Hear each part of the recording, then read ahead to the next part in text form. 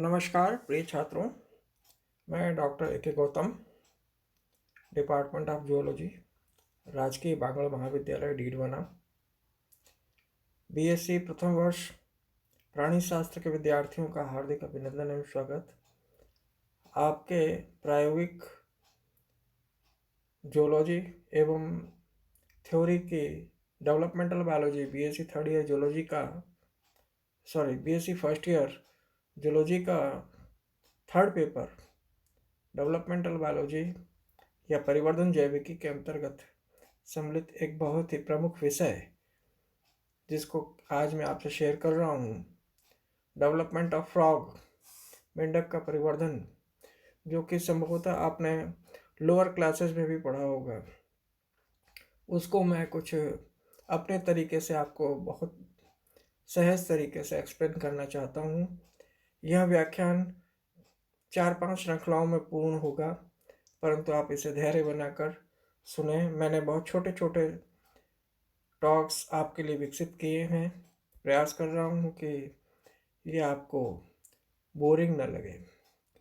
मेंढक, जैसा कि आप जानते हैं, एम्फीबिया वर्ग का प्राणी है। एम्फीबिया का मतलब होता है एम्फीबायोस, मतलब टू वे ऑफ लाइफ, अर्थात ये अपने जीवन काल का कुछ समय जल में और एवं कुछ समय स्थल पर बिताता है। तो लाइफ साइकिल का एक पार्ट जो कि लार्वल स्टेज होता है इस फ्रॉग का, वो तो जल के अंदर बीतता है, और बाकी जो एडल्ट वाली स्टेज है वो भूमि पर स्थल पर आ जाता है। तो इसलिए इसको एम्फीबिया कहते हैं, उभयचर कहते हैं, क्योंकि अपना जीवन काल 2 जगहों में पूर्ण करता है। मेंढक, आप जैसा कि जानते हैं, ये मेंढक का ब्लास्टुला है। तो मेंढक वर्षा काल के समय अपने अंडे स्वच्छ जल में देते हैं, और मैथुन या कॉपुलेशन की इनके अंदर प्रवृत्ति पाई जाती है। कॉपुलेशन को हिंदी में संगम भी कहते हैं। संगम या मेटिंग के समय नर मेंढक मादा की पीठ पर आसीन होकर अपने अग्रपादों एवं अंगूठों की वर्धित मैथुन गद्दियों, जिनको कि नॉप्टियल पैड्स कहा जाता है, द्वारा मादा के वक्ष भाग को दृढ़ता से टाइटली पकड़ लेता है, जकड़ लेता है। और यह लैंगिक आलिंगन समंगन या कॉपुलेशन के बजाय मैथुनी आलिंगन या एम्प्लेक्स कहलाता है।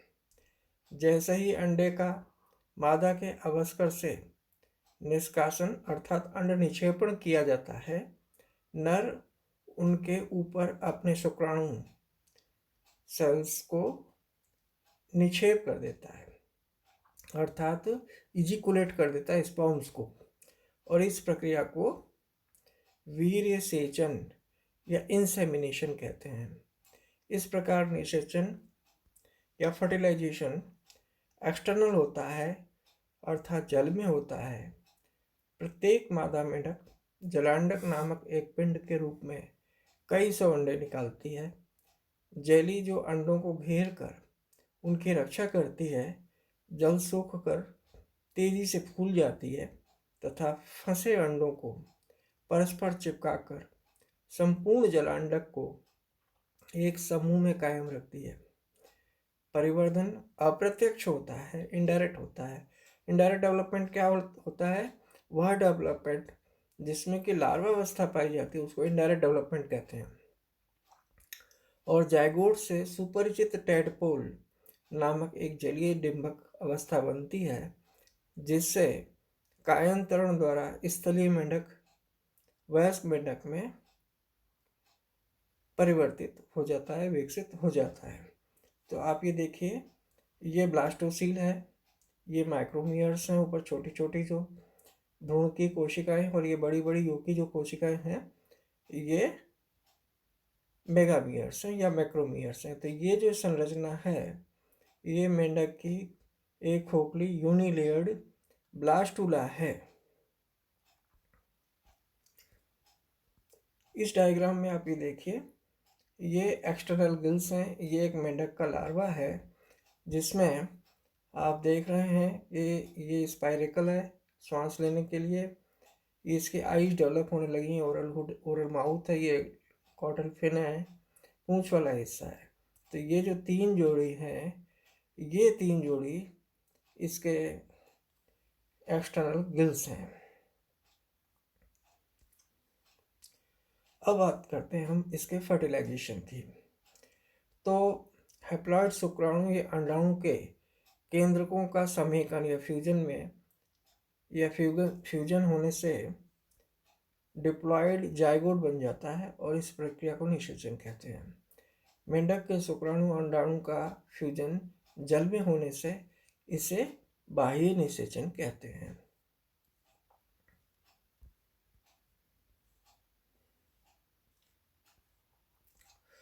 ये मेंढक का स्पॉन है।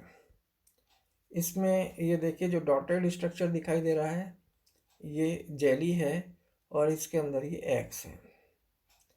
तो ये मेंढक का स्पॉन है। इसको हिंदी में जलांडक भी कहते हैं। इस डायग्राम में आप ये देखिए, ये एग है मेंढक का, जिसमें ये ऊपर वाला हिस्सा एनिमल पोल है और नीचे वाला हिस्सा वेजिटल पोल होता है। और इसमें 2 पोलर बॉडीज होती हैं, ये ऊपर दिखाई दे रही हैं। oogenesis के समय आपको पता है कि पोलर बॉडीज बनती हैं 2। तो ये जो वही हैं, ये पोलर बॉडीज हैं।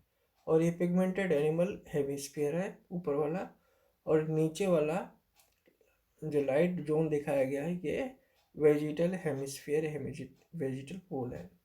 और ये इसमें बीच में एक चंद्राकार संरचना जो होती है ग्रे क्रिसेंट कहलाती है। और ये प्रीविटेलाइन स्पेस होता है, पेरीविटेलाइन स्पेस होता है इन दोनों के बीच में। और योकी वेजिटल हेमिस्फीयर नीचे होता है और ये इसके ऊपर एक जेली का कोट होता है। तो ये मेंढक का अंडा निषेचित अंडाणु या जायगोट का ये डायग्राम है। तो ये आपको बनाना है। इस डायग्राम में आप देखिए ये पोलर बॉडीज हैं, एनिमल पोल है, वेटलाइन या फर्टिलाइजेशन मेम्ब्रेन है, पिगमेंटेड एनिमल हेमिस्फीयर है, पेरीविटेलाइन स्पेस है, ग्रे क्रिसेंट है, ये योकी वेजिटल हेमिस्फीयर है, ये वेजिटेटिव पोल है। तो ये जेली है, जेली रहित जाइगोट पार्श्व दृश्य से आपको ऐसा दिखाई देता है। अब हम बात करते हैं निषेचन की प्रक्रिया होती कैसे है। प्रोसेस ऑफ फर्टिलाइजेशन की हम बात करते हैं। तो यहाँ समझिए, निषेचन के पूर्व अंडे प्रायः द्वितीयक अंडकों या सेकेंडरी oocytes के रूप में मादा शरीर से बाहर आते हैं। कौन सी स्टेज में? सेकेंडरी oocyte की स्टेज में। और प्रत्येक अंडक में प्राणी ध्रुव के निकट पीतक कला के नीचे चिपकी प्रथम ध्रुवीय कोशिका फर्स्ट पोलर बॉडी होती है। और निषेचन के समय शुक्राणु सदैव अंडे के एनिमल पोल में मध्यवर्ती या भूमध्य रेखा के ठीक ऊपर प्रवेश करता है तथा अपनी पूंछ को बाहर की ही छोड़ देता है। प्रवेश स्थल पर अंडे की सतह पर छोटे से अंकुर या प्रवेश शंकु कोन ऑफ रिसेप्शन के रूप में ऊपर उठ जाते हैं और जिसमें शुक्राणु अपना शीर्ष घुसा देता है। और शुक्राणु के शीर्ष या नर प्राक केंद्रक या पूर्व केंद्रक का अंडे के केंद्रक अथवा मादा फीमेल प्रोन्यूक्लियस या मादा प्राक केंद्रक की ओर जाने का मार्ग एक काली धारी द्वारा लक्षित होता है। और इसका प्रारंभिक सीधा मार्ग प्रवेश या शुक्राणु पथ पेनिट्रेशन या स्पर्म पाथ तथा बाद का कुछ तिरछा मार्ग मैथुन पथ या कॉपुलेशन पाथ कहलाता है। काली धारी का निर्माण शुक्राणु के शीर्ष के साथ साथ ऊपरी सतह से कुछ वर्णक कणों का कोशिका द्रव्य के भीतर चले जाने से होता है। और नर व मादा प्राकेंद्रक अगुणित होते हैं और उनके कॉन्जुगेशन से, उनके फ्यूजन से युग्मनज या जाइगोट न्यूक्लियस बनता है, जिसमें द्विगुणित गुणसूत्र संख्या पुनः स्थापित हो जाती है। और मेंढक में डिप्लॉयड क्रोमोसोम्स की संख्या 26 होती है। ये ध्यान रखने की बात है। अब इफेक्ट्स ऑफ फर्टिलाइजेशन क्या होता है? शुक्राणु का प्रवेश अंडे के कोशिका द्रव्य पदार्थों का पुनर्व्यवस्था या रीअरेंजमेंट कहलाता है। शुक्राणु जैसे ही अंडे में प्रवेश करता है तो साइटोप्लाज्मिक सब्सटेंसेस का सबसे पहले क्या होता है? रीअरेंजमेंट होता है, पुनर्व्यवस्थापन होता है और निम्नलिखित परिवर्तन दृष्टिगोचर होते हैं। नर तथा मादा प्राक केंद्रकों के वास्तविक समेकन से पूर्व द्वितीय परिपक्वन विभाजन पूरा हो जाता है और इसके फलस्वरूप द्वितीय ध्रुवीय कोशिका सेकेंड पोलर बॉडी निर्मित होती है, जो परिपीतक अवकाश से निकलकर प्रथम ध्रुवीय कोशिका के समीप पीतक कला के नीचे लग जाती है। युग्मनज या जाइगोट का कोशिका द्रव्य संकुचित होकर कुछ मात्रा तरल की निष्कासित कर देता है और फलस्वरूप अंडे की बाहरी सतह से पीतक कला पृथक होकर तथा अधिक स्पष्ट एवं कठोर होकर निषेचन कला या फर्टिलाइजेशन मेम्ब्रेन बन जाती है। अंडे की सतह और आच्छादक निषेचन कला के बीच में एक द्रव्य भरी गुहा बन जाती है और जिसे परिपीतक गुहा कहते हैं, परिपीतक अवकाश कहते हैं। इससे अंडाणु अवकाश में स्वतंत्रता पूर्वक घूमने लगता है। कोशिका द्रव्य की अपेक्षा पीतक का आपेक्षिक घनत्व अधिक होता है, परिणाम स्वरूप निषेचित अंडे का पीतकहीन प्राणी ध्रुव, निषेचित अंडे का क्या होता है? बिना योग वाला एनिमल पोर ऊपर हो जाता है, जबकि पीतक युक्त बड़ा वर्ती गोलार्ध नीचे की ओर आ जाता है।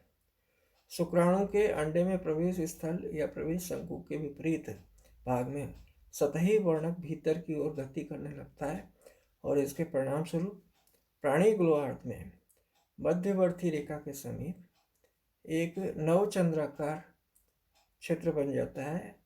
सामान्य काले रंग के स्थान पर इस क्षेत्र को की वर्णकता माध्यमिक अथवा भूरी होने से इसे ग्रे क्रिसेंट या धूसर द्रव्य कहते हैं। यह एक महत्वपूर्ण लैंडमार्क होता है और इसके वर्ती गोलार्ध वाला किनारा संभावी ब्लास्टोपोर और पृष्ठोष्ठ दर्शाता है। इसी क्षेत्र से मीजोडर्म नोटोकॉर्ड विकसित होती है और ग्रे क्रिसेंट का बनना पूर्ण रूप से एक सतही प्रक्रिया होती है तथा गेमेट्स के संयुग्मन से इनका कोई संबंध नहीं होता है। निषेचन से पहले अंडा रेडियली सिमेट्रिकल था और ग्रे क्रिसेंट बनने से यह बायलैटरली सिमेट्रिकल हो जाता है और भावी भ्रूण और वयस्क के संदर्भ में ग्रे क्रिसेंट भावी पृष्ठतल को, प्राणी ध्रुव अग्र छोर को तथा वर्ती ध्रुव पार्श्व छोर को लक्षित करते हैं। तो ये इसकी खासियत होती है फर्टिलाइजेशन की। अब मैं आपको ये जो डायग्राम दिया है उसमें आपको दिखाऊंगा अंडाणु की निषेचन की अवस्थाएं। तो देखिए इस डायग्राम में फर्टिलाइजेशन जब होता है तो ए, बी और सी डायग्राम्स हैं ये, इनको मैं थोड़ा सा इनलार्ज करके बता रहा हूँ। यहाँ देखिए इस जगह से ये स्पर्म एंटर हो रहा है, एंट्री ऑफ स्पर्म पॉइंट है ये, एक कोनिकल प्रोजेक्शन विकसित होता है, उस रास्ते से स्पर्म एंटर होता है। सबसे बाहर की ओर विट्रिलाइन मेम्ब्रेन होती है और ये ऊपर फर्स्ट पोलर बॉडी है। ये सेंट्रो क्रोमोसोम्स हैं, ये सेंट्रियोल्स हैं दो ऊपर नीचे, इस तरह से इसके क्रोमोसोम, और ऊपर की ओर एक्टिव साइटोप्लाज्म में नीचे वेजिटल पोल है, यूकी सेल्स हैं। तो ये स्पर्म का जो पाथ है वो यहाँ पर दिखाया गया है। ये स्पर्म का पाथ है और ये मेल प्रोन्यूक्लियस है और ये फीमेल प्रोन्यूक्लियस है। देखिए ये मेल प्रोन्यूक्लियस है, ये फीमेल प्रोन्यूक्लियस है। तो ये स्पर्म एंटर हुआ है यहाँ पर, ये पोलर बॉडी थी, ये स्पिंडल फाइबर बना है, क्रोमोसोम्स हैं ये यहाँ पर, इस जगह ये सेंट्रियोल्स हैं दोनों। इस डायग्राम में आप देखिए ये पोलर बॉडीज हैं, ये स्पर्म पाथ है, ये रेड कलर से दिखाया हुआ है, फीमेल प्रोन्यूक्लियस है, ये एनिमल हेमिस्फीयर है और नीचे वाला वेजिटल हेमिस्फीयर है। ये ग्रे क्रिसेंट बन रहा है यहाँ पर, ये पोलर बॉडीज हैं। आप ये देखिए यहाँ पर ये ग्रे क्रिसेंट बन चुका है। ये वाला हिस्सा जो नवचंद्राकार, ये ग्रे क्रिसेंट है जो मैं मार्क करके दिखा रहा हूँ। ये कॉपुलेशन पाथ है। ये पोलर बॉडीज हैं, ये फर्टिलाइजेशन मेम्ब्रेन बनी है। ये जैसे ही फर्टिलाइजेशन हो जाता है, ओवम के चारों तरफ एक फर्टिलाइजेशन मेम्ब्रेन बन जाती है। This outer membrane is fertilization membrane. और ये इस प्रकार से जाइकोट का न्यूक्लियस बन जाता है। तो इस प्रकार से ये क्या है, ये डायग्राम, इस डायग्राम में आप ये देखिए, ये पाथ ऑफ अंडाणु के निषेचन की अवस्था है। तो यह व्याख्यान आगे और भी कंटिन्यू करेगा। तो आप कल के व्याख्यान में, अगले व्याख्यान में आप इसको और अच्छे से समझिएगा। अभी तक धैर्यपूर्वक सुनने और समझने के लिए आपका बहुत बहुत धन्यवाद। इसमें एक चीज़ हम और आपको क्लियर कर दें। हाँ, ये ठीक है। ये जैसे निषेचन से अगले अंडा अरिसिमेट्रिकल था, जो ग्रेक्यूशन बनने से यह द्विपार्श्व जो सम्मित हो जाता है और भावी भ्रूण और वयस के संदर्भ में ग्रेक्यूशन भावी पृष्ठतल और प्राणीधु अभिछोड़ की ओर वर्धी ध्रुव की ओर लक्षित करता है। तो ये एक पार्ट फर्स्ट एम्ब्रियोनिक डेवलपमेंट का मैंने आपको एक्सप्लेन कर दिया। Thank you very much.